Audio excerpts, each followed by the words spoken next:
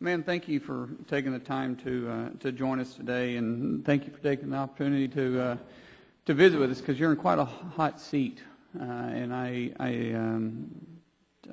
don't envy you at all where you're sitting, but thank you anyways for making yourself available to us. You know, you lived in Oklahoma, and you've been part of the private sector industry, and you've made reference to that, and that's great. I'm glad to hear this administration is taking on someone like yourself. But also in the idea that you've been in the private sector, you understand about leadership, and you understand how important leadership is.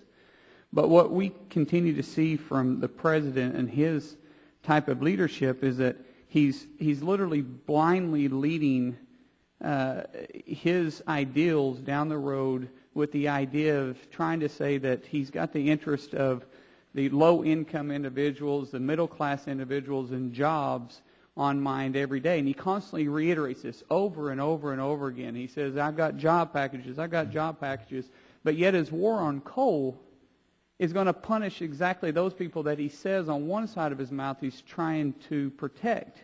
And you being part of the administration, I find it hypocritical that they're going to punish the coal industry because of an ideological idea that he has.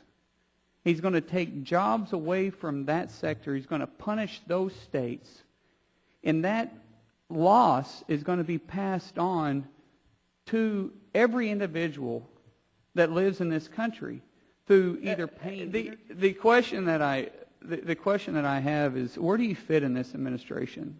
I mean, knowing that you come from the private sector, understanding that this price is going to be passed on to the consumer, knowing that we have to compete with other countries.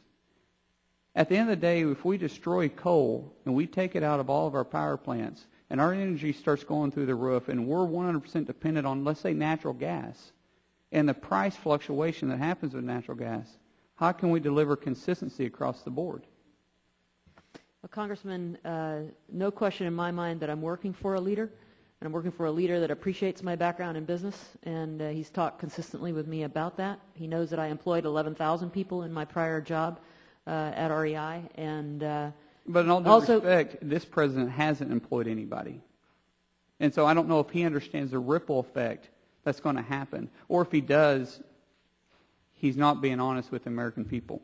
Well, Congressman, he's elected to his position and he chooses his team. He chose me to be on his team as a business person with a lot of experience in the private sector and the breadth of experience that I expressed earlier. The President and I believe in an all-of-the-above energy strategy. Coal is part of that. Oil and gas is part of that. Renewables are part of it. Man, when we say all-the-above energy, we're attacking coal, so I don't buy that. It's all-the-above as long as it's green, as long as it's his idea, because all the other sectors are fighting it along the way. So those are just empty words that actions don't back up. Now, I'm going to switch on to fracking because my time is running a little bit low, but maybe I'll get a few extra minutes or a few extra seconds here.